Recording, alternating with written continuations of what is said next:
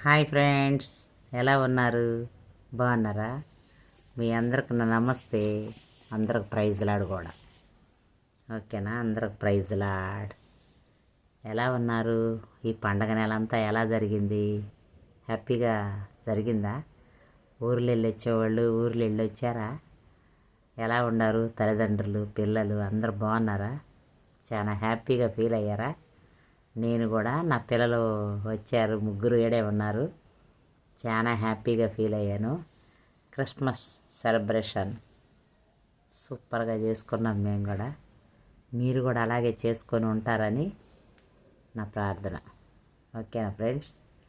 నా వీడియో మొదటగా చూస్తున్నట్లయితే లైక్ చేయండి, షేర్ చేయండి, సబ్స్క్రైబ్ చేసుకోండి ఫ్రెండ్స్. నా వీడియోని ముందుకు తీసుకుపోండి. ఏదైనా సరే దేవుని సంకల్పం లేనిదే ఏది ముందుకు పోదు. నిజమా కదా?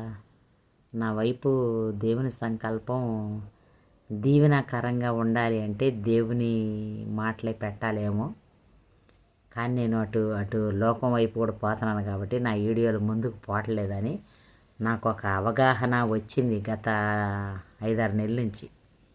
అయినా ఆగటల్లా, పాపపు వైపే చూస్తున్నా.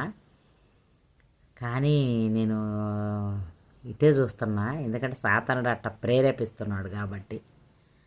మరి ఎప్పుడు రక్షణ అయితే ఎప్పుడో పొంది ఉన్నాను, కానీ చూస్తున్నా అలాగా. కానీ ఇంకా నా కోసం కూడా మీరు ప్రార్థించండి. నేను కూడా ఓన్లీ జీజస్ పాటలో జీజస్ వాక్యమే పెట్టాలని కూడా ఆశపడుచున్నా ఫ్రెండ్స్. ఎందుకంటే దీంట్లో ఉన్న మహిమ దాంట్లో రాదు. అవి లోకాశలైన సంతోషాలు, దేవుని సంతోషం వస్తే అసలు మనకు పట్టజాలని సంతోషమే. కానీ ఆత్మ గట్టిగా పుట్టుకోవాలి నన్ను, అప్పుడే నేను దేవుని వైపు ఫుల్ అయిపోతా. ఇప్పటికైతే దేవుడు నా నోట కీర్తనలు వినిపిస్తాడు, మంచి మంచి పాటలు పాడిపిస్తాడు. కానీ ఇంకా ఆశగా నన్ను పట్టుకోవాలి దేవుడు. అదే మీరందరూ కూడా ప్రేయర్ చేయండి నా కోసం. నా అందరూ ప్రైజ్ లాడ్. ఓకేనా? ఇప్పుడు ఒక మంచి పాట పాడతా. విత్తని పక్షులాను నిత్యము పోషించుచున్నాడు. విత్తని పక్షులాను నిత్యము పోషించుచున్నావు.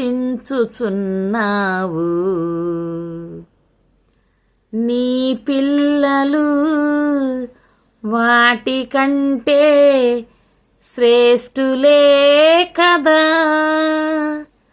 నీవున్నంత వరకు నీ పిల్లలు వాటికంటే శ్రేష్ఠులే కదా. నీవున్నంత వరకు ఆశ్చర్యకరుడా, నా ఆలోచనకర్తవు, నిత్యుడగు తండ్రివి, నా షాలేము రాజువు. నిత్యుడగు తండ్రివి, నా షాలేము రాజువు. ఫ్రెండ్స్, బంధువులు, స్నేహితులు ఎవరు మనల్ని విడదీసినా దేవుని నుండి మనం విడిపోము. దేవుడి నుండి అయితే ఎవరు ఎడదీయలేరు. బంధువులు, స్నేహితుల నుంచి కూడా పోతాము, కానీ దేవుడి నుంచి అయితే విడిపోము. దేవుడు ఎప్పుడైనా గట్టిగా పట్టుకున్నాడు అనుకో, మనల్ని వదలను, విడవను, ఎడబాయను అన్నాడు. దేవా దేవా అని దావీదు మహారాజు ప్రార్థన చేసినప్పుడు ఆశీర్వాదాలు కురిపించాడు. మరి యెహోవా నా కాపరి, యెహోవా నా కాపరి, నాకేమీ కొదువు లేదన్నప్పుడు నూనెతో తన తల అంటి ఉన్నాడు. దేవుడు గొప్పవాడు కాబట్టి మనం కూడా అలాగే పరిశుద్ధులుగా జీవించాలంటే ప్రార్థనలో బాగా గడపాల. కానీ గడపని వాళ్ళకి టైం ఉంటారు, గడిపిన వాళ్ళు పొందుకుంటారు. కానీ కొంతమంది అంటారు, మేము ఇంత ప్రార్థనలో ఉంటున్నాము, మాకే ఇన్ని కష్టాలు ఏందంటారు. కష్టాలు ఎట్లా వస్తాయి అంటే, బంగారాన్ని కూడా పుటమలో వేస్తేనే కాలిస్తేనే దానికి ఒక వన్ను వచ్చి దాని నిండా మసి అయింది కదా, దాన్ని మళ్ళీ బ్రష్ కొడతాడు కదా, బ్రష్ కొడితేనే చెమకా ఇస్తుంది, లేకపోతే చెమకా ఇది కదా. అట్లా అనమాట. మనకు కూడా మసి పూసేస్తాడు దేవుడు.